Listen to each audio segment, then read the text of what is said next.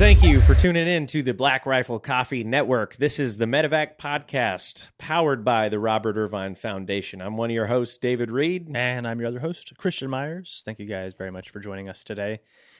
If you haven't heard part one of this episode with our guest, JR Martinez, go on back, listen to part one first, because you're not going to want to miss this. JR has a fantastic story. We've got him back today for part two. If you guys want a little bit of preliminary information, or if it's not fresh in your minds, JR was injured overseas, sustained massive amounts of burns and some other injuries. We discussed his time in the military, as well as incurring the injuries. And now today we're going to dive into recovery, transitioning out of the military, and a few other fun topics. What you do today, man. I mean, you're not defined by your injury, correct? No. I've taken the power away from that day, man. I've completely have learned the power of vulnerability. And in that, you find community. And it's maybe not the community that you've known for your entire life. Maybe you start to lose part of the community that you've known, and then you start to embrace other people to be a part of that community that can help guide you from this moment to your next moment that you're not even aware of that exists and what that is. But no, man, like, listen, I mean, I don't know if part one, if I told the story about, when I started getting involved in, philanthropy and nonprofit, and I think I did actually, and I was in New York with Leanne Rimes, and that was the first time when I noticed that it was Leanne Rimes, but they were looking at me, and there was that curiosity. Yeah, absolutely. And so over time, I just started to experience more and more of people, me catching people's attention, whether I wanted to or not, whether I liked it or not. And listen, that shit's triggering. Yeah, it is triggering. Like that's triggering, especially when I'm 19 years old. And as I say to people, I lost both of my identities within a matter of a week when I came out of my medical induced coma. The identity that I was creating for myself in the military, which was, I want to wear this uniform and I want to be of service and I want to be this badass dude that is part of something bigger than myself. That was taken away because they were like, sorry, you're going to be medically discharged. And at that moment, I don't know what that means. How did that make you feel? Oh, dude, I was angry. Yeah. I was angry, man. Like, I was like, so I was so angry because then your mind starts to race and you're like, well, then what am I going to do? Yeah. That's like, you're in a space of life at 19 years old. If you can remember being 19 and you're like, yo, I'm just trying to figure out the world, what role I play in it. Exactly. Which is always interesting to me. Like when you talk about 18-year-olds going to college and having to declare what they're going to do for the rest of their life. Like, the hell do you know? It's impossible. It's impossible. You just got to, at that point, I feel like you just got to be willing to expose yourself to everything and lean into the things that actually feel like they come naturally to you. They resonate with you. They resonate with you. And then from there, you can sort of build off of that, because at some point in life, you're going to shift career-wise. You're going to multiple shift times. Multiple times, exactly. And so at 19, man, I was just pissed. Yeah, I can imagine. Because I was like, what the hell does medically discharged even mean? Yeah. Then I started hearing, you're a veteran. What the hell does that even mean? Yeah. I honestly had no idea what that was. The difference between, I remember that, man, getting out. The difference between being active duty and a veteran is a straight fuck you. Especially at that age too, right? I mean, 19 and 20 were the ages you guys got injured. So those are like pivotal moments and pivotal years. Yeah. Where you're defining that identity and all of a sudden, chop, you no longer have that. That's exactly it too. It out. Yeah. And that's exactly it too is you have a plan, right? Everybody has a plan. It doesn't have to be a 3-year plan or a 5-year plan. But when you get injured, it's all over. That plan is done. No matter what, like you have to take a certain amount of time to get back up there or change your plan entirely. Right, exactly. And that at 20, 19, whatever the case may be, is hellacious. Yeah. No, it's I said to someone the other day, I said, but, because somebody was asking me, how old were you when this happened? And I was like 19, and I was like, but in hindsight, I can look back at that and say, I'm kind of grateful that it happened. At least I feel this way. Yeah. I'm grateful that it happened at that point in my life because I'd rather it happen when I was like 80 or whatever.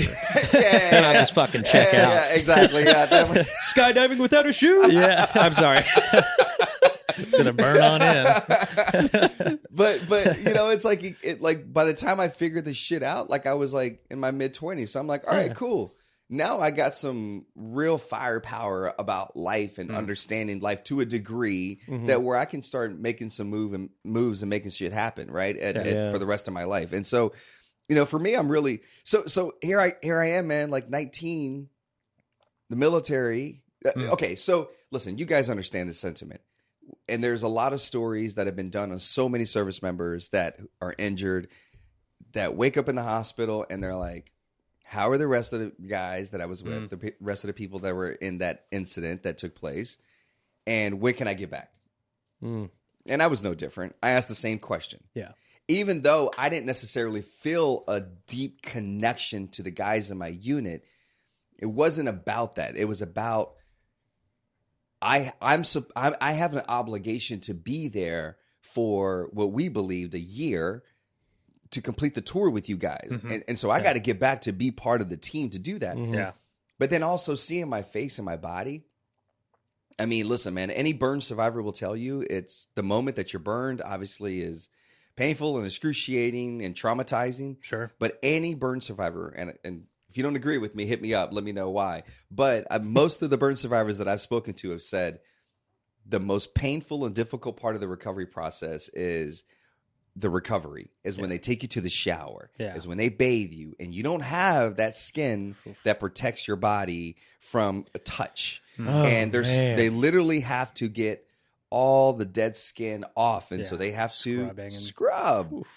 You can take the toughest dude you fucking know, or the toughest person you know. Skin is a tough one, man. Oh, Skin is a tough one. Listen, man, I got so much respect for people that work in that space. Yeah. You know, burn nurses. San Antonio. Oh my God. Bamsey, man. Like you got to have a stomach, man. There's a mental, strength that you have to have to be able to hear people scream. Like you could be, and later on in my recovery, I would go to the burn ward all the time in the morning and just hang out. Yeah. And I would hear, Scream. I would hear people like, stop, like, and just like death curdling from the heart, bro, from the core. you're like shit, that's heartbreaking. traumatizing. That's traumatizing heartbreaking. in the hospital. Absolutely. And so here I Yeah. am, 19, man. And I finally, after going through this routine for a couple of days, I'm like, yo, let me see my face. I want to see my body. Why does it hurt so much? Yeah. And they did, even though they didn't want to, I was really adamant about wanting to see my face and my body. And my words to my nurse were, I'm going to have to live with this for the rest of my life. I might as well start figuring out how to live with it now. Is that something that they like try to hold off? They try to hold off. Yeah, they weren't. I mean, this was probably maybe 6 weeks after I was. About So no mirrors. So there was no mirrors in the room. Interesting. And, of course, I'm bandaged up a lot most of the day. Yeah. And I'm pretty much laying in a bed like this most of the day. I can't do anything. Okay. And 2 nurses would come in and pick me up and put me on a shower bed and take me to the shower, bathe me. I'm still like this. I can't really lift my head. I can't turn my head as much. I really don't have any range of motion at all. So even in those moments, like for example, after the shower, they don't even dry you off, like pat you dry. Yeah. They take you back into your ICU room, and because they keep it so warm, because it has to meet your body temperature. They keep it so warm, they just let you lay there for about 10 minutes while you dry off. Just air dry? Yeah, just air dry. and even laying there, you would think I should be able to see my arms and my hands, but I can't because of the positioning that I'm laying in the bed. I can't sit up. I don't have I have a cut in my abdomen, my stomach from here to here. Okay. So I have no stomach muscles. Like sternum to groin almost. Yes, Yeah. which I still don't to this day. I still haven't developed those muscles, and it's because I just don't do planks. You don't focus on nutrition. I don't do planks. I thought about getting a donut on my way here. I really did, but then I was because you're like, a fat fuck and but you then don't I was work like, out. you know what? I'm already deserve late. this. I don't want to be. Yeah, I deserve this. I mean, fuck, you do, brother. I'm still making it work. So yeah, man. So like, so the nurse was like, "Nah, man, give it time." Yeah. Yeah. And I was like, no. You know, you're stubborn as shit and you're adamant. And I was like, no. And he sat me up and remember that tray in the hospital that where you eat off of and it has the rollers and you slide the top part back and then there's a little mirror that pops up. I said, if there's not Panda Express on this in 25 minutes, I'm fucking out. I want chicken and broccoli. Give me that orange chicken, baby. He knows. That's all I wanted in the hospital, man. Did you have any I mean, how was the food situation for you? Like, did you have did they have you on a liquid diet? Yeah, I was on a liquid diet. I couldn't. I mean, I would eat like eggs in the morning, but they were feeding me. Sure. But it was all liquid. And they were just caloring me up because when I was injured, I was roughly 185, 190 weight. Okay. Yeah. When I was in the hospital, I was like 150, 155. Yeah. So I'd lost so much fluid. So their biggest concern or their biggest focus was let's give him as much calories as we can to get that weight back up. And I just never stopped. No, you look great, man. Come on. You look good. I just kept it going, baby. My doctor said in 2003 I need calories. For all of our Spotify listeners, he's actually 470 pounds. If you go to YouTube, he looks pretty good. That's a camera angles great and lighting. Filter, Takes great off lighting, 15 pounds. Great angles, everything, baby. Nice contouring. Exactly. But yeah, man, like listen, you know, it once I saw my face, I mean, dude, I fell into the darkest hole where I would tell everybody, including my mom, I'd be like, what's the fucking point? They should have just left me in the Humvee to die. What was the feeling? Like, I mean, when you look in the mirror, like, did your heart sink? I mean, what's going on in your head? The irony was, man, well, when I saw myself in the mirror, first of all, I was like, I don't know who the fuck that is. Yeah. Who is that?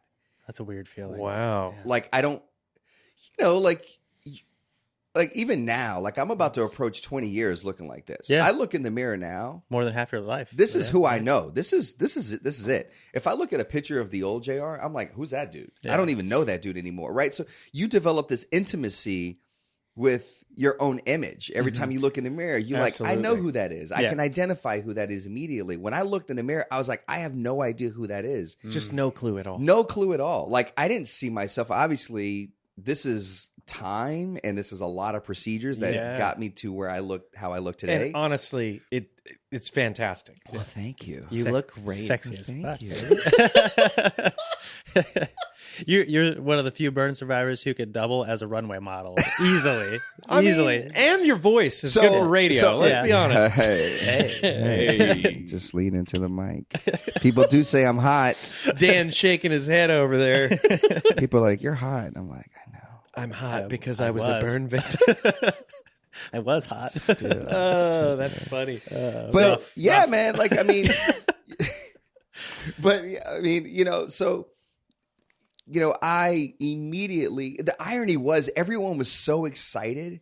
Like, I mean, doctors, nurses, when I came out of my medical induced coma, dude, the room was packed because I was I think I was the third patient to arrive in San Antonio from the conflict in Iraq. Oh, wow. And I remember the room being packed. And at that time, I think I was the most severe burn patient. Okay. And it was just a big moment. Is he going to be able to breathe on his own? You know, because of all the inhalation and internal damage and stuff. And everyone was so ecstatic that I was alive. He's alive. He's good. He's all right. My mom, of course, happy I'm alive. He's all right, great. And yet I see my face and I'm like, what the fuck are you guys happy about? Like, I'm never going to be able to walk down the street without people like going, like that's where my mind went. Sure. I'm never going to be able to meet a girl. I'm never, dude, like prior to my injury and prior to my deployment, I mean, I was a playboy, man. Like I was, you know, I was that pretty boy. This is delusions of grandeur at its very finest, right here. I was. You were 19, bitch. You're not slaying dragons over here. I was slaying left and every right. day. This guy's 19. He was in training for 3 years prior to this. In high school, I crushed ass. When I was 14. What? Who are you? Goddamn Casanova over here. Yeah, Casanova. That's a good one. That's a good one. That's a good call sign right there. Yeah. But like, and so suddenly my mind goes to like, I'm never gonna find anybody. No one's ever gonna kick it with me. No one's ever gonna want to start a family with me. What career am I gonna have? Endless. Yeah. You already go off on that tangent, right? You're feeding into that, and literally it led to the point, like I said earlier, I was telling everybody I would have been better off had they just left me in the Humvee to die. Because then I at least would have some sort of honor, right? Like, at least there's some honor attached to this versus the disgust that I'm going to have to live with for the rest of my life. That's literally where my mind went. And I could tell you, and it sounds so dramatic, but when I was in this funk for a few weeks, it was creeping up on in San Antonio. They have Fiesta, and it's late April, early May. And I remember, like, when I got into that funk, dude, I would lay in my hospital bed at night and just fucking cry. Like, I would just cry. And of course, nobody's in my room, just me, and I would just fucking cry. And I remember looking out, turning my head as much as I could to the right, and my eye line, because they got those big ass windows, and I would actually see downtown San Antonio. Yeah, and I could see all the lights and the Ferris wheel, and I just remember thinking to myself, "There's all this life happening out there. Yeah. People are happy. People are celebrating. My life fucking sucks here. You're stuck there. Yeah, yeah." And it was just a weird right? place to be. That the world is still moving, and yet I feel, as you just said, stuck. I feel trapped. And it's weird how the mind works, right? Like it's again, I think I emphasized this a lot in our first conversation. I talked about energy, but it's whatever you choose to focus on, it's interesting how that really takes over your entire sort of demeanor. So I had developed this attitude where I was kind of like pissed. And so all of a sudden now I'm going to the shower and they're bathing me. Guess what? Yeah. I'm not screaming as much. No. Oh. Because I'm pissed. Yeah. You're channeling that energy into something else. And I'm just like, oh, fuck, like, I don't care. Yeah. Like, it's interesting how that works. It is interesting. And honestly, man, listen, again, we unpacked a lot of stuff in our first conversation, related to a lot of the things that I was exposed to as a kid. And even though my mom, she exposed me to some traumatizing things and cycles and patterns that I had to really do a lot of work to break. Yeah. So I didn't continue that shit with my kids or my wife or even myself. But my mom was also that person that was incredibly loving and nurturing and almost like knew what to say when you needed something. Yeah. And I remember, like, after a few weeks, my mom would come in every morning, sit at the foot of my bed, wouldn't ask me, do you need help? Like, she would just be there. And if I was having trouble doing something, she'd help me. But there was no words spoken. At the end of the day, she would be like, I love you. She would go stay at the Fisher house right across. And she'd be like, walk out. She'd walk out. I wouldn't say I love you back. Like, I was just like, no, like there's nothing to be happy about. Like, checked out. Yeah. And after a few weeks of being in this space, my mom literally walked in one morning and she was like, how did you sleep? She walked up to my bed and she's like rubbing my arm and she's like, how did you sleep? And I literally looked at her and I was like, what do you care? And then my mom was literally clicked and she's like that motherly Latina clicked in and she said, Mira, Jose Rene Martinez, te voy a decir una cosa, straight out, just like that. Which the translation is my entire name, first of all, Jose Rene Martinez. But then she was like, I'm going to tell you something. And when your mom, that's a universal language, first of all. When your mom says your entire name, hashtag shit's going down, right? But I knew the lecture was coming. And so my mom, like after she said that, I cut her off and I was like, what are you going to say to me? You can't say shit to me because you're not the one in this hospital. You're not the one that can't feed yourself. You're not the one that doesn't know how to walk. You're not like endless items. Yeah. And my mom was like, at the conclusion, like we had a really intense conversation for about 2 hours where there was a lot of tears. There was a lot of me crying and screaming and like, what did I do in life to deserve? That's the way I looked at this. Yeah. I'm not a bad person. Yeah. What have I done? That's the perception that I had of this incident at that time. Guilt. And my mom was like, listen, I don't know why this happened. We may never know. But all I'm asking you to do is try to be JR, which is this kid that always has this good energy, positive. Mm-hmm. Try to believe something good will come from this. And my mom was very big into faith.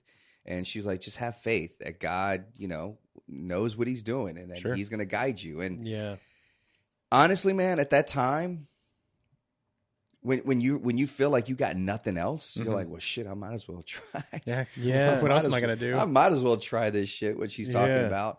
And I just started to implement that mentality every day. What I did is I let go of the idea of what may or may not happen in my future. Mm-hmm. So this narrative that I was feeding into, that I'm never going to find anyone, that I'm never going to have a job, that I'm never, I let go of that. That's self-fulfilling too. My God, dude, I just completely let go of that thought process. And I just started. And you're single at the time. I'm single at the time. Yeah. Okay. And I just started pivoting all my energy into every morning I would wake up. I literally started doing this. Every morning I would wake up and I'm like, all right, what's good?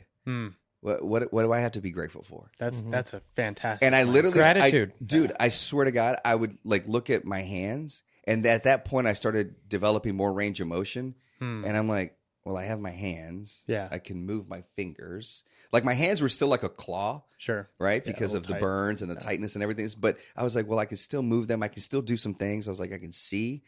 I could speak. I could hear.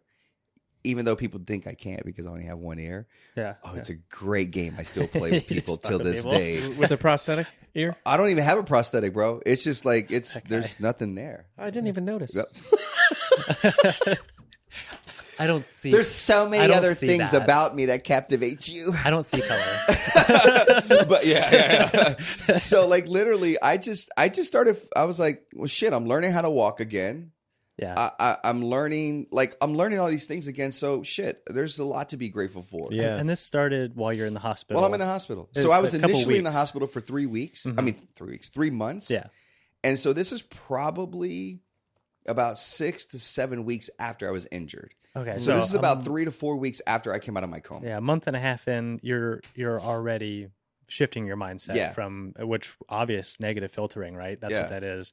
For anyone in our audience who's listening to this, if you resonate with that, hey, why does all this have to happen to me? All this negative stuff, all this bad stuff, and you're focused on that, like it is a choice. Yeah, negative filtering is a choice, 100%. And you hit and it on the head, I just went to fantastic. I just went, and I still utilize that approach, as I just to this day.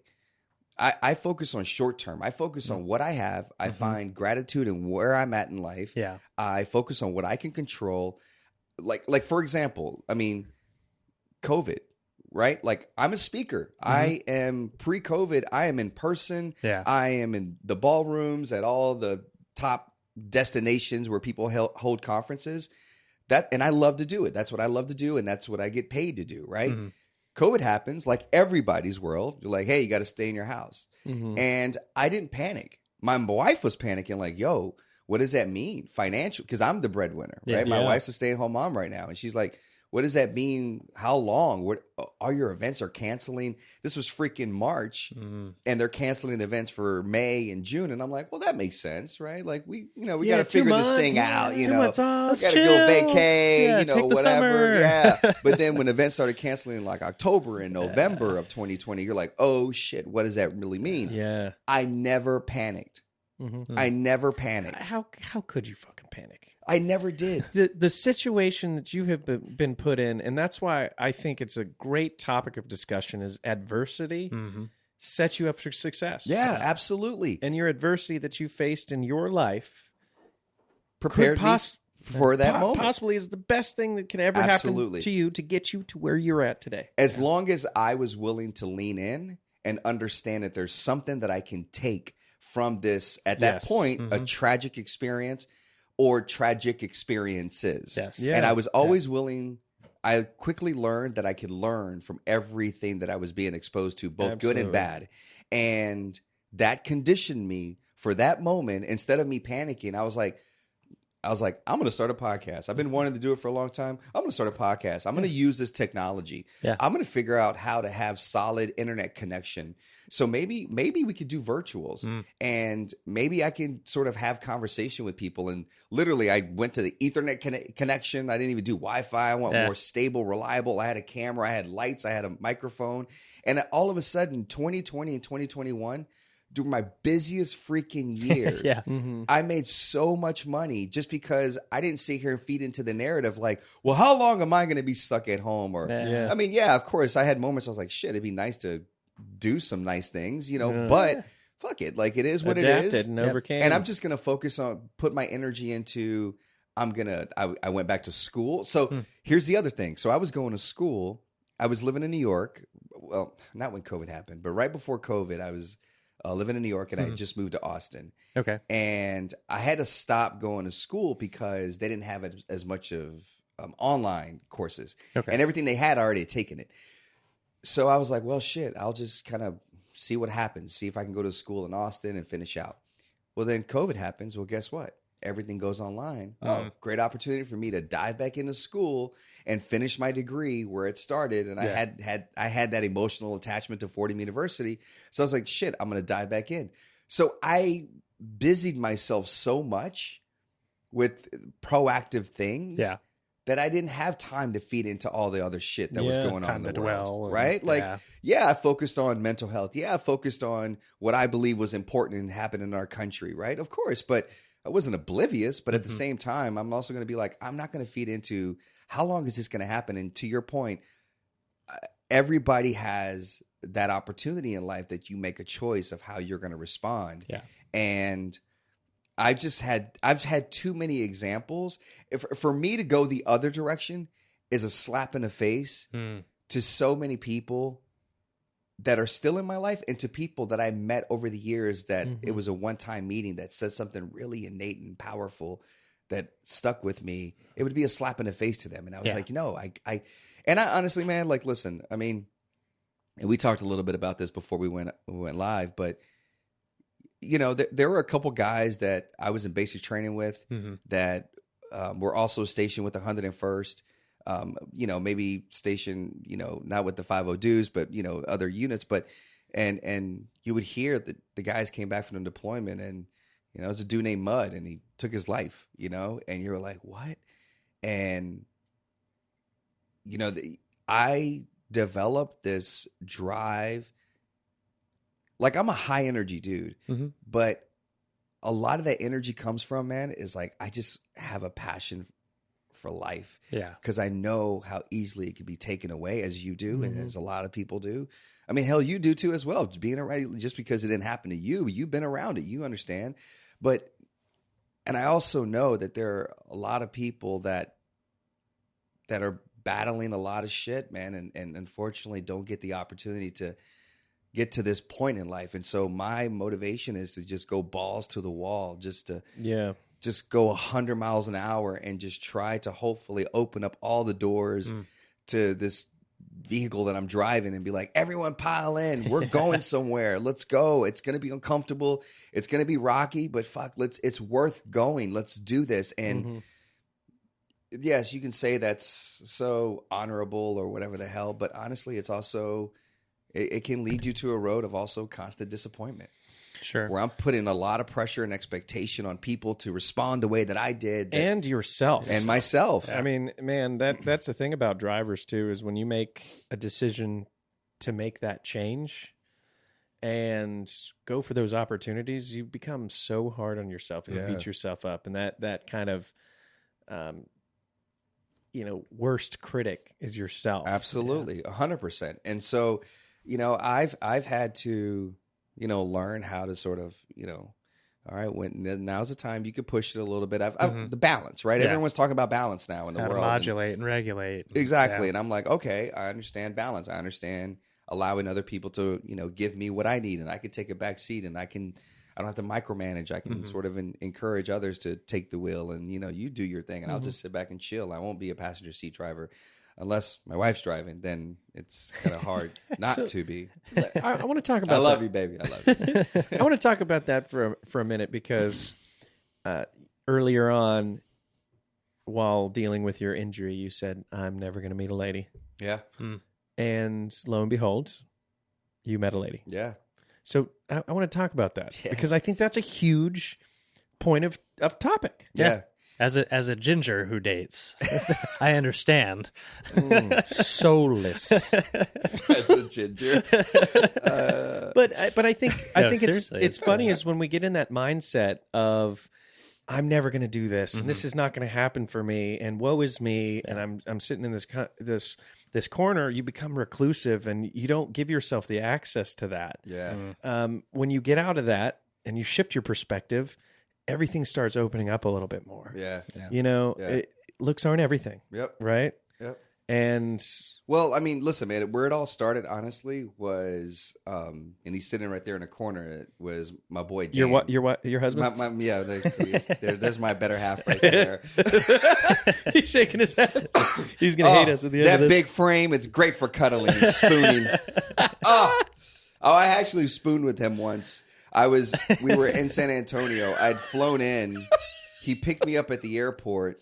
And we met up with a friend who was she was injured overseas and she was happened to be in town. So we went out and we ended up like drinking and I ended up getting smashed. And so we go back to his house and it's just me and him and I pass out in the truck and apparently he tried to wake me up and I was like too gone to like get in the house. So he's like, fuck it, I'm just going to leave him in the truck. Now, this is like a January, February time in Texas when it's like 40 degrees, 30 degrees or whatever. So I wake up in the middle of the night and I'm like, literally, my teeth are like this. Like I have no blanket. Icicles from your nose. Yeah, exactly. And you're sensitive to temperature. Hell yeah. Obviously. I'm so sensitive to, I really am. Yeah. So instead of my ass going into my luggage to grab layers, you know, I'm like, I'm going to get in the house. So what I did is first of all, I jumped the fence, which I didn't need to because the gate was open, but you know, whatever. And so I jumped the fence. I go to the back of his house and I knock on his door. And he's, you know, he's a heavy foot motherfucker. And I can hear him like, boom, boom, get out of his feet, get out of the bed. And he gets up and I'm like, and he's like, who is it? Who is it? He's all like guarded and shit. I'm like, Dad, put the gun away. It's me. It's JR. Put the gun away. Let me inside. And so he opens the door because no one ever knocks on his back door, right? Yeah. So he opens the door and my first reaction was I saw his bed right there and I just jumped into his bed. And he's like, dude, go to the other room. And I was like, no, dude, I'm cold. I get out of the blankets. He gets in bed. I'm like, oh, stay so warm. That's great. But that's honestly, listen, man, like after I was injured, I had that mentality of me trying to like focus on what's grateful. And that stuff was great. Yeah. But that stuff was, again, short term. Yeah. That was all addressing the short term. That wasn't going to really do anything for me long term. It wasn't sustainable because I always needed something to sort of grab onto, right? Yeah. In order for me to sustain, I needed to go inside, go inward, and really dive in and unpack a lot of shit that, as we talked about last time I was here, a lot of guys bring a lot of stuff from their childhoods, their hometowns into the military. And so I didn't realize I needed to unpack that stuff. And so, listen, I'm going to be completely honest with you guys. So I'm 22 when I get out of the military. Mm-hmm. At that point, I've been in the hospital for 3 years. In and out, outpatient, inpatient. I've had over 30 surgeries at that point. Mm-hmm. Something important to note, though. The reason I also had that many surgeries and the reason I was also in the hospital that long was my own doing. Mm-hmm. Because I heard a doctor early in my recovery process talk about, we can get you back to what you used to look like. Mm. And so I started having surgeries, plastic surgery. Yeah. Doctors like, I could put a boob in your chest and essentially a tissue expander and expand the skin, cut out all this scarring here, and it'll clean it up. I can get you hair again. All these really incredible things that they can do in the medical field. Mm-hmm. I was so focused on trying to captivate the old JR that I was willing to stay in the hospital. I was willing to put myself through extensive 13, 14, 15-hour surgeries multiple times. I did that. I didn't need that I chose that. Yeah. And so when people say, wow, he spent 3 years in the hospital, I'm like, I just want to be clear. That was me. Yeah. And then, but I was trying to, I needed something. And so literally I got out at 22. I got into the civilian world. Everybody that I had met for 3 years that said, here's my card. You call me if there's anything I can ever do for you. And I'm a very prideful dude. How much did that upset you? Because that happened to me as well. And I hate that shit. It didn't bother me when people gave me their card. I was like, all right, I guess that's what people do, right? Like, that didn't bother me. What bothered me was when I finally decided after I got out and I was like, I think I want to do this speaking thing. And I swallowed my pride and I called somebody and they were like, yeah, come to the office. We'll meet. And I remember walking into that room and that person sitting at their desk. And the whole time, like I'm talking to them, I can see them like busying themselves with other things. They weren't listening to me. Yeah. And at the conclusion of this conversation, they were like, you know what we think? We think you'd be great talking to other service members. We think if you just stayed focused on talking to, and I'm like, why are you boxing me, bro? Like I just told you about all these other things about life. Yeah. And so that pissed me off because I'm like, you know how much it took for me to call you? Mm-hmm. And now for you to just put me back in the same box that everybody else has been putting me in. Yep. But then also too, again, there's so many layers to this shit. Yeah. I want people to understand something. As much as I wanted it and as much as that person didn't listen to me, yes, there's something about that. I realized I also wasn't ready. I wasn't ready in life for that opportunity. If that person would have said, you're going to get to speak to 7,000 employees, I would have screwed it up. I wasn't ready. I wanted to be ready. I wasn't ready. Yeah. And so that's a big thing. At 22, I'm now living up in the Dallas area. There's things that are not working in my direction, right? Things aren't happening for me. Guess what? I'm angry. There's all this stuff. I'm drinking. Mm-hmm. I'm driving. I'm reckless. Like I'm going out and I'm spending excessive amounts of money at clubs and bars with people that are friends and I'm paying for drinks. And I had to unpack all this shit in therapy, man. And it was hard to really like realize that behavior, especially the drinking and the driving and being reckless like that. I'm not proud of that. But I realized in the mix of me doing all this behavior, what I was looking for was I was looking for someone to try to acknowledge me. I was looking for someone to say, thank you. And that goes back to my childhood. There's a whole other thing. You're also chasing life. And I'm also chasing life and you're who I looking out that am window. and what I am, right? And I was just so mad, though, because I felt like when I was finally in the world wasn't reciprocating what I was trying to give to it. And I stayed in this space for a couple years. Yet, if you look at clips of me during 22, 23, 24, dude, I was smiling. I was happy. Yeah. Hello, here to talk about this organization, here to talk about this shit. We've seen that so much. Yeah. And what really turned the page, man, this is where my life changed. Clearly, not April 5th, 2003 in Iraq. This is when my life changed. My life changed when I was in Indianapolis with Dan Vargas and three other service members. We were there for doing some nonprofit work. We went out, had some dinner, had some drinks. I'm in the back of the car. We're driving back to the hotel. Dan's driving. I'm in the back seat. Somebody says something. I mouth back because, I'm in a negative. I'm a little shit. I'm angry. And I mouth back and I say something. Dan from the front seat says, Jared, chill out. That's all he says. Yeah. I'm like, don't fucking tell me to chill out. And I'm so irate that I was like, I want to fight you. I wanted to fight Dan. Yeah. So Dan pulls over and I'm like, let's fucking do this. So I'm in the very back of this van, SUV, whatever it was. So I'm fighting over the second row to get out of this car.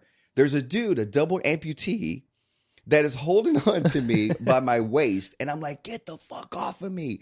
I'm like blacked out in a sense. You're seeing red. Yeah. And I'm dragging this double amputee out of this car. Dan, at this point, gets back in the car and says, I'm not doing this shit, man. Yeah. No. I come around to the driver's side, and I'm like, he has the window up, and I want to punch the window. But as much as I may have blacked out, I was still smart enough to be like, well, I'm going to take my shirt off and wrap it around and then try to punch the window versus bare knuckle it. So I literally try to punch the window. It doesn't break.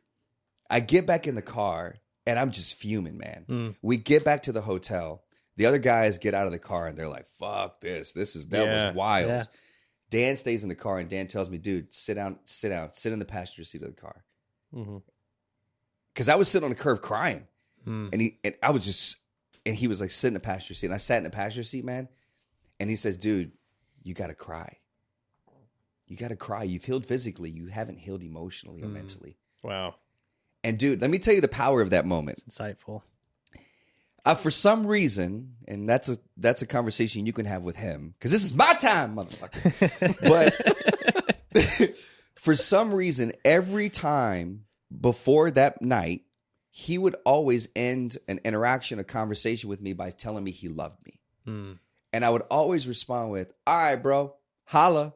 Like, I was like, I'm not telling another dude I love. Like, I'm not comfortable doing that shit. Yeah. That night when he told me to cry, and I started crying, man, and I just started like venting and getting all this shit off that I didn't even know that I was carrying.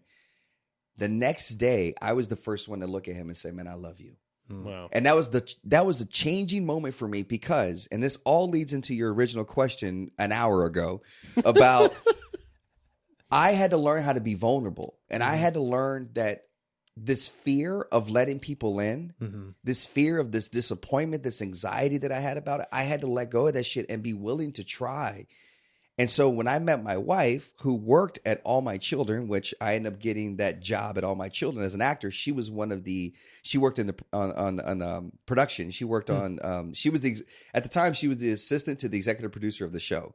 So I always had to talk to her to get to the executive producer. Sure. So we'd bullshit, we'd clown in the office. And I was like, man, she's fly. Like, I remember telling one of my boys that came up to visit, to give him a tour. And I said, man, one day I'd love to marry a girl like that. That's what I said. And I just threw that shit out. And then, we were friends for 2 years working together. And then we started spending a lot of time together. And then I was the one, of course, that was like, yo, like, what's up? And she was like, no. Like, we're friends. And I want you in my life forever. And if it doesn't work out, then we're not going to be friends. And you're not in my life. And then I was like, told her the story. I said, yo, babe, but I'm going to be in your life forever. She was like, oh, okay, well, in that case, well, if you say it in that voice and that tone, then we might as well try this. And here we are. Now, don't get me wrong. It was hard. Like, we started dating. A lot of life happened at us fast, quick. A lot of things happened, right? She got pregnant. That wasn't part of the plan. Her younger sister unexpectedly passed away at 17. My career took off, and I had fame. I was on Dance with the Stars, and I was all over the freaking world. Yeah. I was traveling nonstop. We were living on the West Coast. She's from New York. Like, we didn't have there was a lot of variables that just contributed to this ain't going to work. I was also, as much as I thought I had learned how to be vulnerable. Nah, there were some elements of where I was still closing off and protecting myself. Sure. From even her. And so we broke up. We split up. We split up. My daughter was a year old. We split up. My daughter moved back to New York. I went to work on a show in South Africa for like 4 months, which was an awesome experience.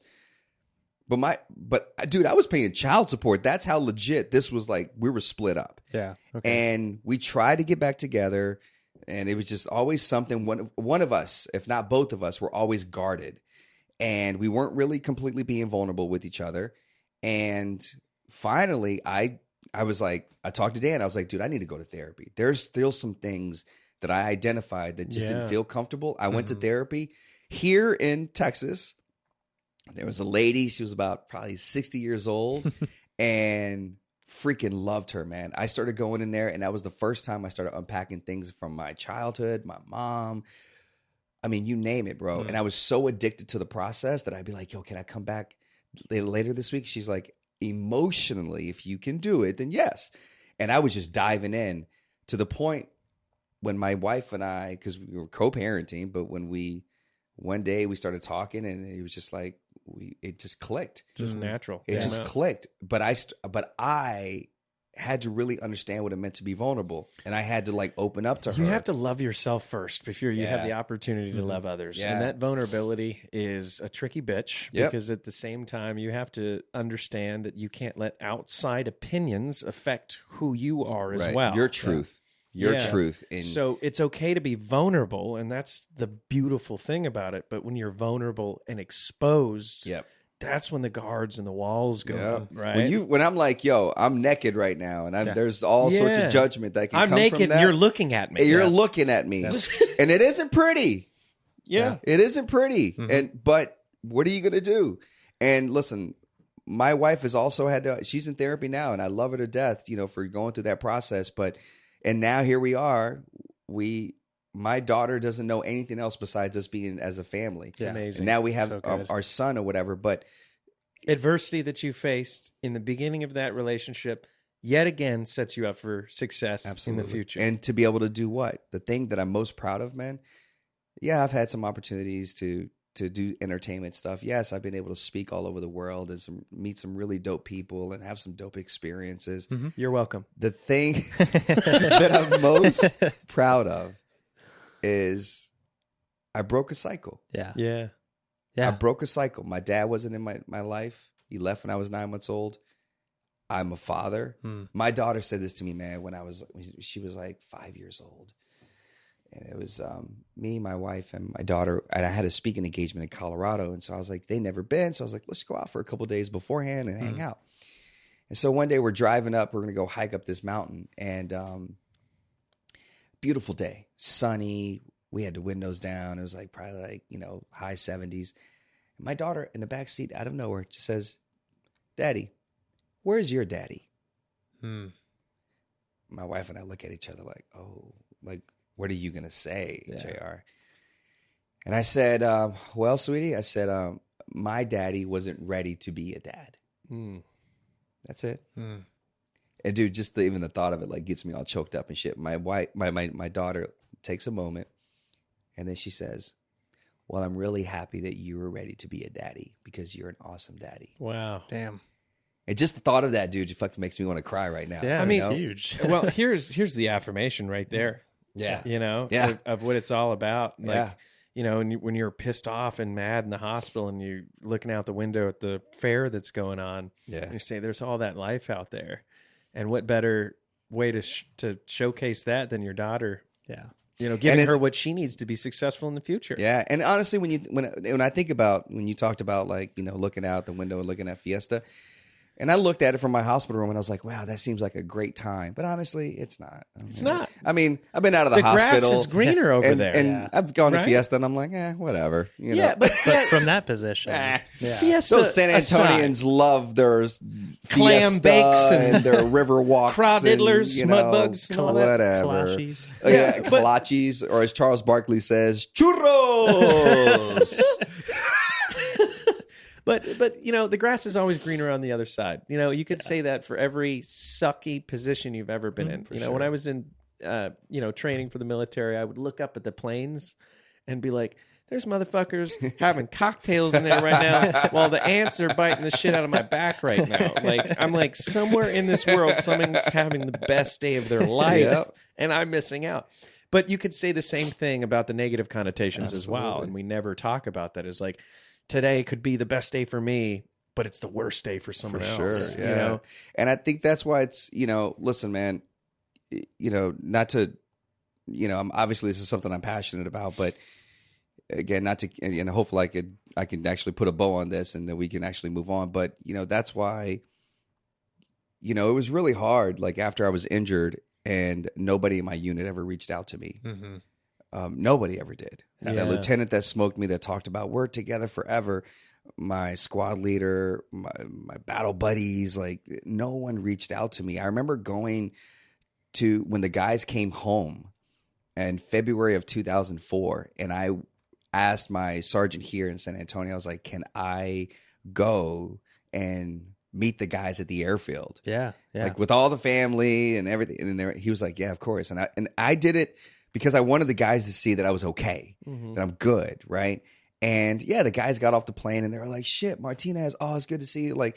But listen, they moved on. Yeah. They moved on to their girlfriends and their wives or their friends or, like freedom. And I got all the life back, that right? Had to be hurtful. Dude, it sucked when we all went back to our company, like our headquarters, and we're just sitting there and we're all bullshitting. They got, pastries and drinks or whatever. And we're all just chill. And I'm just sort of in the back of the room feeling like an outcast. Like I feel like I'm almost like a spirit. Like I'm not here. I'm just observing. Mm-hmm. And it, dude, is so fucked up, man, because there was a guy in my unit, and I told Dan about this for the first time, and I told my wife for the first time the other day, knowing that I was going to come here, and I was like, what do I want to talk about with you guys, right? And I told Dan and my wife this story that I never told anybody, not because I didn't think I was protecting, or I don't know, maybe I was, I don't know, but it doesn't live with me. But I just remember that period, and there was a guy in my unit that. There was probably about 4 of us. We were sitting there like chatting, small talk. And he made a comment about like, well, Martinez, you shouldn't have got that Purple Heart. The fuck? He says, you shouldn't have got that Purple Heart. He said, because that was like friendly fire. Like what happened, like whatever bomb it was like one of ours or some shit like that. Just the audacity. And I remember looking at one of the guys that was sitting there, and I looked at him and like just trying to process, like, what is this? What does this mean? Yeah. And I remember looking at the guy, and I was like, do you think I give a fuck about a Purple Heart? Yeah. Do you think I care about having a Purple Heart? I'm 20 years post that day. I don't even know what the fucking Purple Heart really does for me. Like, besides to say this is what I mean. But shit, I wear a Purple Heart every day, right? Like, so it didn't make any sense to me, and that rocked me, dude. And I remember like going back to driving to Nashville, Tennessee, to the airport, B&A. And my boy's driving me, and his girlfriend's in the car, and they're just having a conversation with themselves. I'm just an outcast. And I get to the airport, and he's like, all right, dude, see you later. And then I never heard from the dude. And then I would visit patients in the hospital, and I would see guys coming back home, and then they would carve out 2 days to come and sit at the bedside of their, battle buddy or whatever, and just be there. And no one ever did that. And I developed that resentment and that anger. And years later, the guy that drove me to the airport, who we were in basic training together and we were tight, years later, he reached out and he was like, man, I'm sorry. I never reached out to you in that time. He's like, I just didn't know what to say. It's also nothing to do with you. And I'm sure that you realize that years later is that they haven't unpacked their shit Their yet. shit, exactly. And most people... in that type of MOS or that type of line of work or special operations, wherever you go, have a lot of shit they need to unpack. And that's what drove them to get to where they're at today. Same thing. I had a difficult childhood, no love, abusive emotionally and physically. And I made a fucking fantastic Ranger because I was able to channel that. I'm like, well, it can't be worse than the beating that I got as a child. No shit. Yeah, no shit. The Irish Springs oh my soap God. that I still taste in my mouth to this day, Yeah, but you're so right, man. And the reason I bring that up is not because it weighs on me. I just think about so many of us, we feel like we don't know what to say, and it feels uncomfortable to be in the presence of somebody pouring their heart out.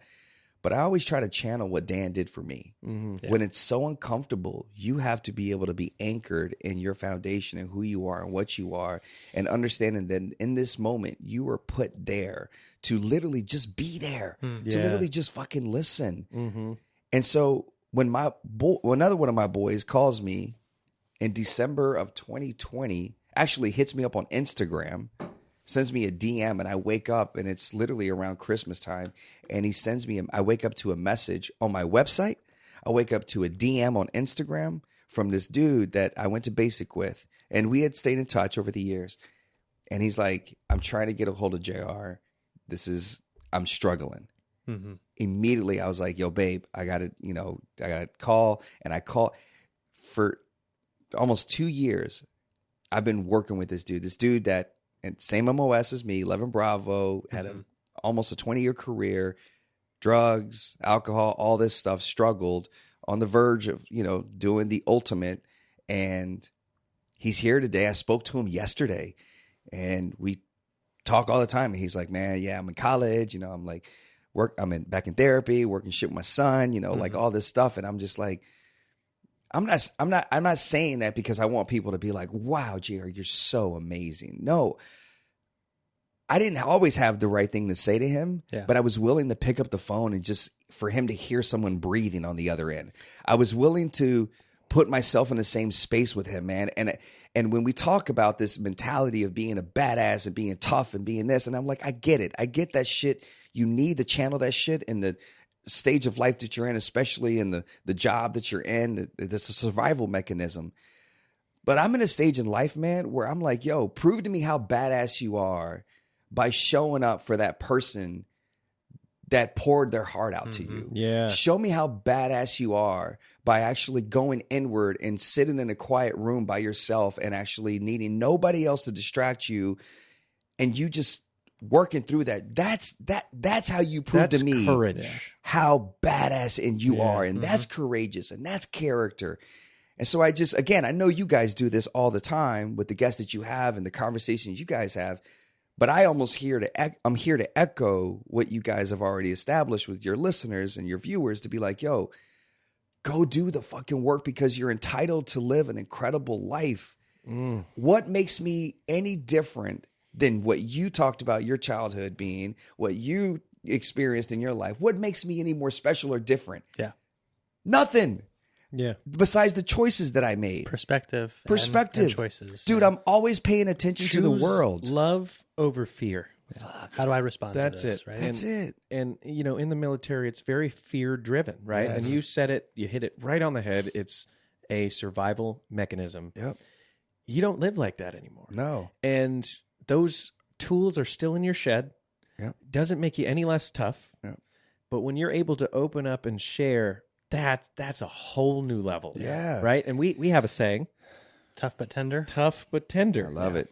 Is being able to open up and have that connection on a deeper, more intimate level with everybody that you have, and that's more joy in your heart. For sure. Yeah. And I'm telling you, man,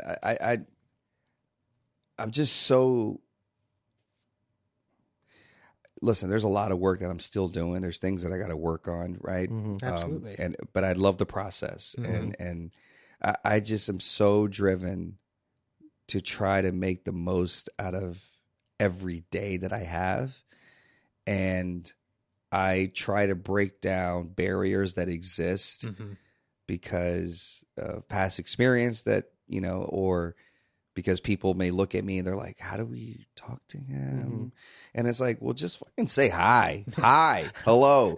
Oh, you don't feel comfortable doing it? Well, guess what? I'm going to walk over to you right now and put my arm around you. Say, hey, what's up? What's going on today? Yeah. What are you up to today? How you doing? You're at the grocery store. All right, what are we having for dinner? Right? Like, I'll break the fourth wall. Yeah. I'll eliminate the awkwardness, and I'll let us connect on a human level. And then at the end, you walk away and you're like, oh, I don't know that dude's name. But you get so much joy out of that I interaction love that shit. too. Yeah. I love that shit. I love. I like someone once said to me, JR, you live for the pause. Like, you love that pause. You love to sort of approach people and say something that catches people off guard, and they're like, you see them processing for a moment. Love like, it. I live for that shit.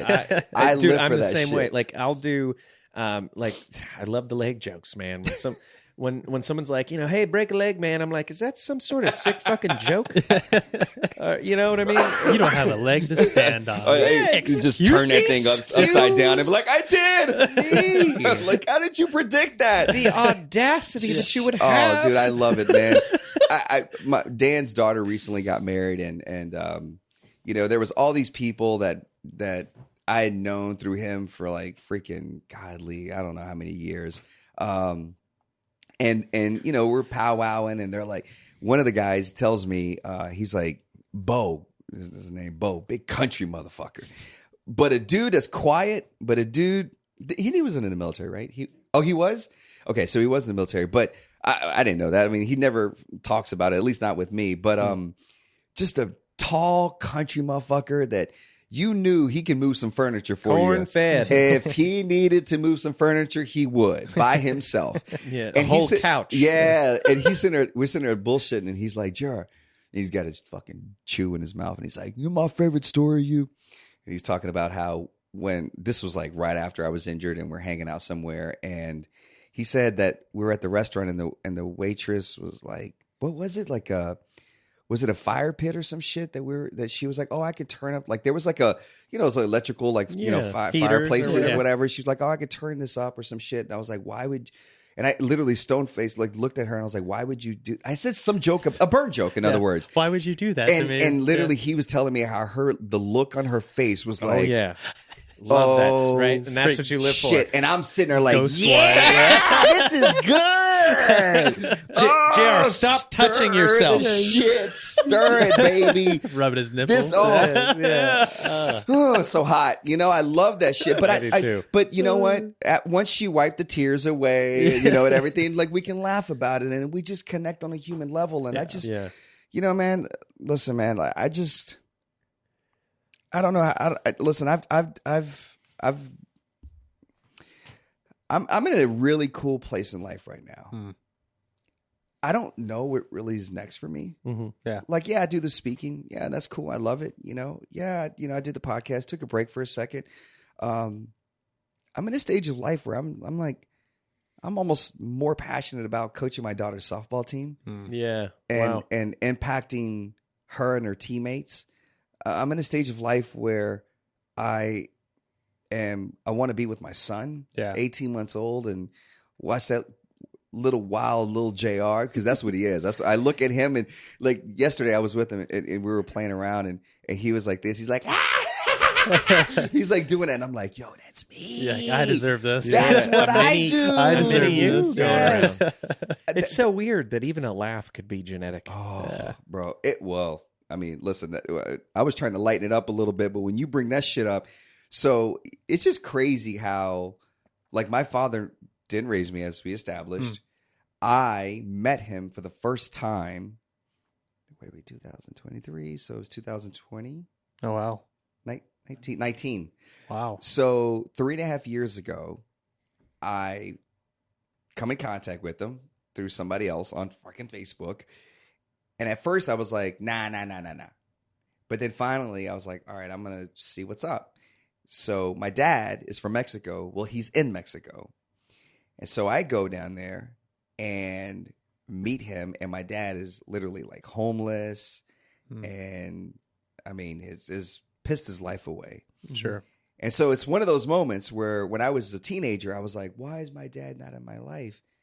But then I had that moment at that point when I was with him. And I realized this is why he wasn't in my life. Had he stayed in my life, he would have jacked me up and misguided me. Drug you down. Exactly. And I would have followed that example. But it's crazy, man. Like, even though wasn't raised by the dude, never talked to the dude, nothing, like, there was just so many similarities between just personality traits. How was that closure for you? So my dad has, like, he's somebody that is experienced a lot of trauma, but I think he's a survivalist. So what I mean by that is that in that moment, in that 3-4 hours we spent together, I'd ask him some questions or whatever, but it always went back to him asking me if I could financially support him. Wow. Even the very last thing he would say to me, because he was in the United States for a long time, but he jacked up and did some shit and he got kicked out of the United States. That's his punishment. He's not allowed to come back to the U.S. He would say to me, he had me recite his social security number back to him multiple times because he still is under the impression that he can get his pension, whatever he worked when he worked here. So the very last thing he said to me, asked me, was, can I give him $500 a month? And when I told him, no, I have my own kids I got to take care of, my own family. Then he said, okay, what's my social? And I repeated his social back to him. And when we left, I thought to myself, he's not capable. He's not emotionally intelligent enough to understand that I use my resources and my time to come and meet him. And yet the only thing he can do is be a survivalist and say, I got to think of myself and how do I survive? And if that means that I'm going to come across as narcissistic and selfish, and well, you are, but you're just going to be asking for $5. So what it did is it just made me realize, okay, all right. That's who he is. I'm good. I don't need to go back and I don't need to pick up the phone and talk to him. Like, I'm good. I understand. Yeah. I get it. There was a reason he wasn't in my life. Mm-hmm. Sometimes we don't get that answer for a long For time. a long time, bro. Or ever. Or ever. Yeah. And you just got to come to that. And so it was I'm glad I did it. Yeah. I'm glad I did It's closure. it. Yeah, it's closure. It's closure. And you know, at the level of emotional intelligence that you're at, I understand that you might have been like, well, fuck, I should have known. Right. You know, but at the same time, now you have that tangible data that proves to you that moving forward is no bueno. Yeah, absolutely. Yeah. And honestly, I can learn to just forgive. Yeah. And be like, bro, you didn't have the tools. Yeah, you didn't have anything you needed. Yeah. And you know what? It's all good. I'm not going to carry this shit. It's not my burden to carry. You know, my mom, even though my mom did some pretty gnarly things to me, I mean, Dan's always on my ass about like unpacking a lot of that shit. And because I still am like in that stage of life where I still protect my mom. My mom and I don't talk now. Okay. Like we haven't spoken in years.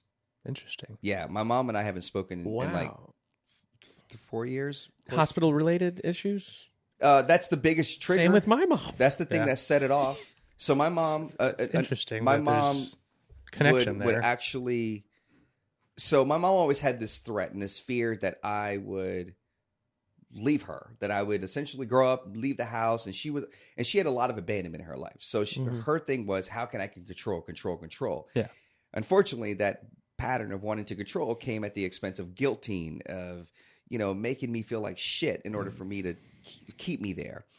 So, of course, we talked about this in the first episode. The military loosely was a part of me wanting to get away from that. Yeah. Well, the injury set her off. It triggered all the things that she had been oppressing for a very long time, and it eventually comes out. And I got out of the hospital, and I just took off, man. I started going to see the world and just trying to make shit happen, and my mom was stuck. Because now her identity for so long was to take care of me and was me. I was her lifeline, that now I wasn't there. So what was her lifeline? So now she was forced to marinate in all the things that she had been ignoring. So what my mom did, because she felt this threat, because I still talk to my mom every day. I still financially support my mom. I bought her a house, did all these things. My mom would actually guilt me and attack me emotionally, would literally physically still hit me. Like I'm fucking 25, 6 years old, still hit me, would tell me that she tells people, oh, I have no son. Oh, I like she would say all these horrible things to me. And yet all I would do is every day, still, Mom, I love you. Because I'm still that kid inside. Yeah. And so I finally, in therapy with that awesome therapist, I realized I needed to establish boundaries.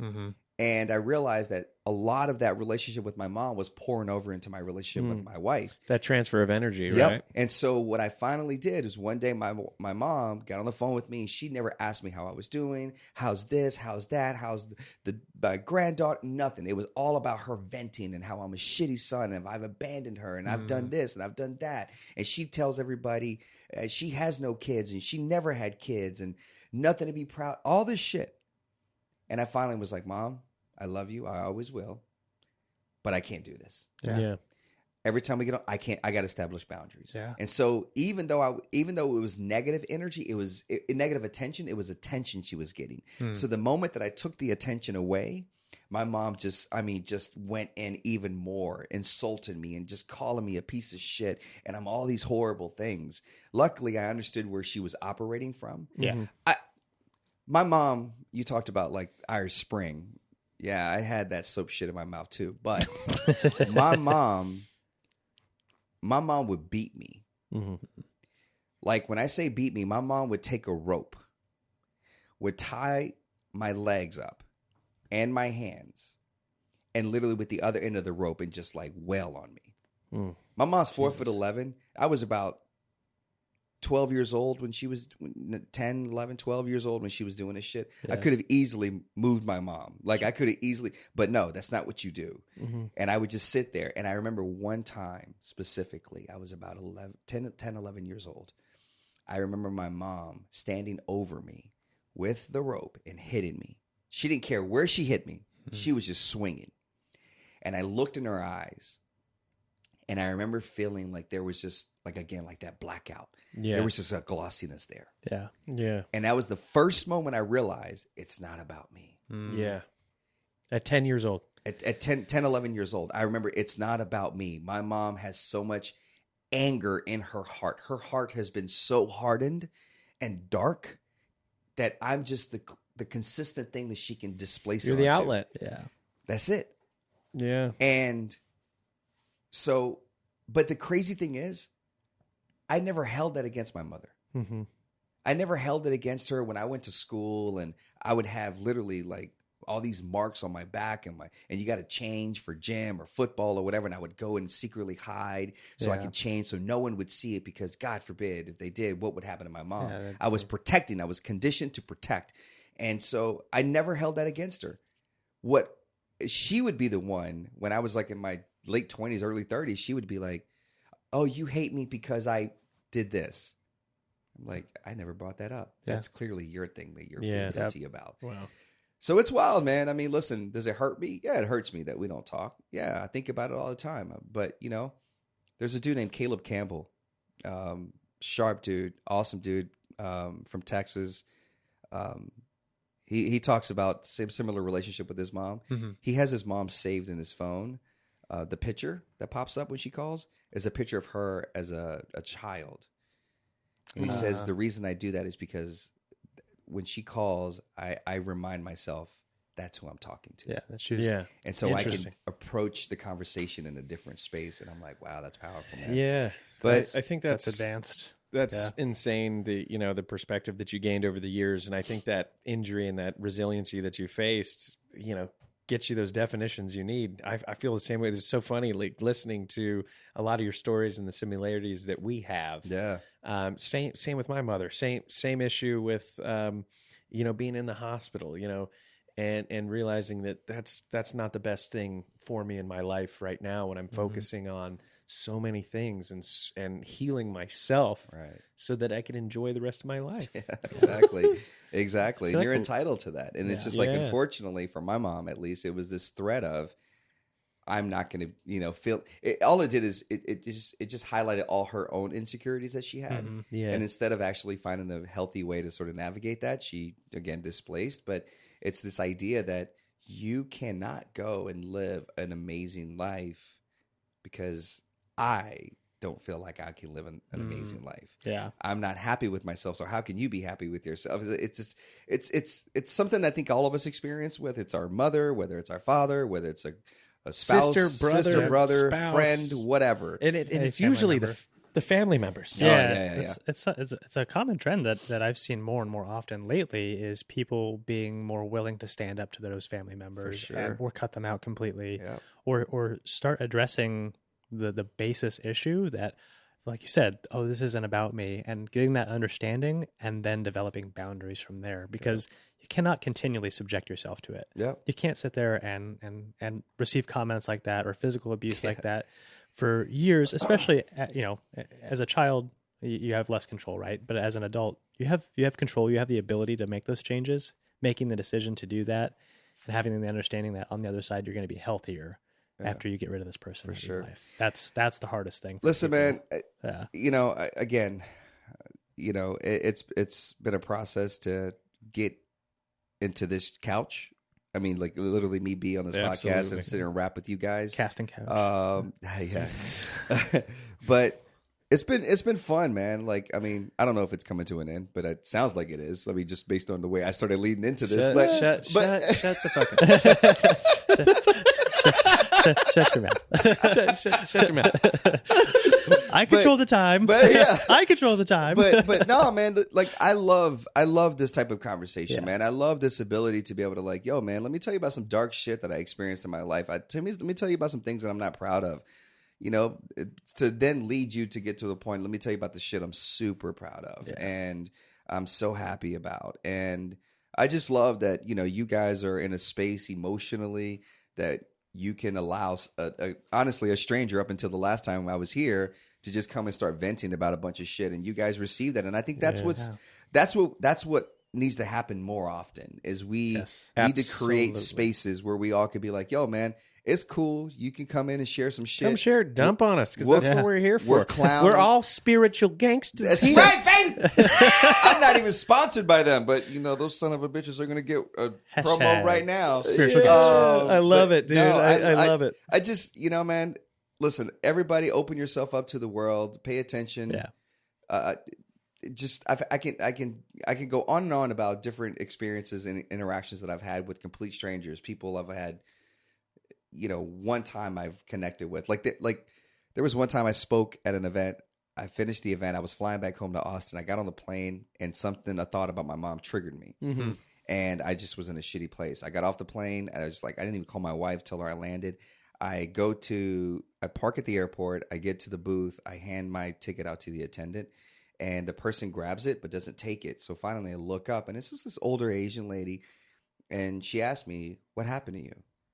And I told her, and she says, she's like, were you burned most of your body? And I said, yes. And she says, were you in the military? I said, yes. And she says, can I pray for you? And I was like, yeah, sure. And, I looked at her and she just closed her eyes and I was like, all right, This is happening live. Yeah, exactly. And I'm like, looking in my rearview mirror, like how many people are behind us and like texting. Yeah. and then all of a sudden she starts writing and I'm like, all right, cool. She's doing the whole like pay or whatever. But then she hands a ticket back to me. And that's not what happens. Usually I give you my card, pay, and that's it. And she hands me a ticket and she says, are you familiar with Buddhism? And I said, no, not really. And she said, okay. She's like, in Buddhism, there is this Buddhist they call Amitabha, or a saying, I forget what it was, Amitabha. And she writes it out, and she hands me the ticket. And she says, Amitabha represents infinite light, infinite wisdom. When I think of you, I think of infinite light, infinite wisdom. And I was like, all right. And then I finished the payment. The metaphor of life, like that little arm, that little gate opened up and I was able to go through. I called my wife and I was like, yo, babe, Amitabha. She's like, the hell are you talking about? And I was like, infinite light, infinite wisdom. I'll tell you when I get home. And I've never seen that woman since. And I travel all the time and park at the airport almost every single time I travel. Never seen her once. But you know what? I'm probably not supposed to. I was supposed to see her in that one moment. But here's the thing that I want people to take away from that interaction. I'm the guy that gets asked to come and be this thing for other people. Yet I was willing to understand and be vulnerable and to make a choice throughout that interaction multiple times when she asked me, what happened to you? I didn't need to interact with her. I didn't need to answer. Was your entire body burned? I didn't need to tell you. Can I pray for you? No, you can't pray for me. I could have cut all that off. And when I paid and that arm, I could have went through with the same shitty attitude that I had before. But yet I opened myself up to the world and to a different person, understanding that opportunity that we were interacting was not for me to give her something, was for me to open myself up for her to give me what I needed in that moment. Amazing. Man. That's life, baby. That's beautiful. That is beautiful. And that's what life's all about. I'm going to go get a donut after this shit. You deserve it. I deserve a donut. You deserve it. But then what do I do after? Because then I'm going to feel guilty after I have the donut. Get a second donut. Do some more. I want you to go do some more plastic surgery. Have them put some abs in for you. We're going to get Dr. Scott on the show to do live plastic surgery. On this couch. Yeah, on this couch. Because this is my comfort zone right here. So I need to be on this couch. Ab and calf implants. Can I get another boob? Oh, dude, when they put a tissue expander in my chest. Did you get a boob? Oh, it was a boob, dude. This was like 4 months. It was like this. Did you feel I would it? just fall asleep on it. It was like, oh, that's beautiful. Oh, dude, it was. Fall asleep on it. I comforting. Oh, that's amazing. That's just great. Rub it. I mean, and then after they inject it with saline every week, and then after 48 hours, sort of it stretches and it sort of settles, and it becomes mushy, it has a little. Oh, so boy. odd. Oh, boy. Well, thanks for coming on the show. Okay, now he's like, okay, shut. You're talking about boobs for the next 3 minutes. Yeah. No, but my boob. My boob. Yeah. Singular. One boob. One boob only. Man, I Mono boob. I just want to wrap with the fact that I think it's amazing the perspective you have and some of the lessons that you're able to showcase to our audience. People need to hear it. Yeah. People need to hear these stories. People need to hear more about adversity, and it's okay. Yeah. It's okay to go through struggles in your life. And for the most part, if you do the healing and you go through and revamp your childhood trauma, for the most part, that adversity is going to make you a better person in Absolutely. every way. You can face it. And we're going to have fucking scars from it. Absolutely. Yeah. You know? But you got to be proud of those scars, man. Those scars are a testament to the journey, to the character, to the strength that it takes to survive something that was difficult. And, you know, and I look at my scars now, dude, and, you know, listen, you talk about like my wife and everything, but it's like, you know, I was in a hospital at one point in my life moaning about the fact that I'll never be able to walk down the street. And there was a point in my life when I was listed as People Magazine's one of the sexiest man alive. Mm-hmm. And I'm not saying that to gloat about, I'm just like, think about that for a second. Yeah. Right. Think about that. Redefining what I could have easily stayed in that mindset at the hospital and never had that reach that point, or never have this beautiful wife that looks at me and is so attracted to me. Like, even with the scars and everything, like, she nibbles on my left ear, bro. The little stub that's there. she's gonna be mad. Oh, baby, she gonna be mad. She gonna be mad. I'm letting all the secrets out, baby. No more ear nibbles for you. No ear nibbles for a week. Listen, man, love to have you back on again. I think that our guests are going to take, our listeners are going to take some amazing lessons out of this, and the humor that you have. I just got to say, it's refreshing. Oh, you know? Thanks, man. No, man. Listen, I'm a friend now, and I'm always down to come back and figure out some shit that we can I rap will about. not let you in the house if you're raging drunk and you're not crawling in my bed. But bring donuts, goddammit. If you bring donuts, it's a different story. This guy knows me. Any tasty treats well, or orange- baked or- goods? You want in the bed? Orange chicken too, right? Bring some Now, what if I bring pastries. some orange chicken? Come on, baby. talking my I'm in now, language. baby. I'm in now. I'm gonna be back in 15 minutes with all the ingredients. Yes. Bulking season. I'm gonna hold on to that leg like a koala bear. Brilliant, brother. Hey, remind us where we could find you again. Man, just hit me up on social. I am JR Martinez. I think whatever you take away from this 2-part conversation, you know, I'd love to hear feedback, and just, you know, whether something really caused you to think about some other shit, or maybe you're like, man, listening to JR's story, I wonder if he's ever thought about this. I'm open to that, man. So I love conversation, man. I love conversation from everybody. And so I just hope people reach out. I am JR Martinez, and, you know, let's keep it going. Love you, brother. Oh, Thanks man, for it's a being pleasure, my man. Thank you guys so much, man. It really is a pleasure to great. be here. Yeah. Thanks for being here, brother. Awesome. Woo, couple of those. Sit back for a second. All right. We got to do the outro. Outro. Sorry. This has been the Medevac Podcast, ladies and gentlemen. If you got something out of today's episode, share it with a friend or family member. And in the words of JR, if you're facing adversity, continue facing it. That's right. Where can they find us at for latest and greatest updates? I was just going to let you pile that in. Follow our Instagram at Medevac Podcast. That's where you can interact with myself and Dave directly, and some of our guests too. And you can see all of our updates and all that jazz. Live updates. And also and live episodes too, yeah. If you get a chance, check out robertirvinefoundation.org and donate today, because we get to help out heroes on a daily basis. Yeah, you'll get to see some of that live here in the show this year. Thanks for watching. Bye. Thank you.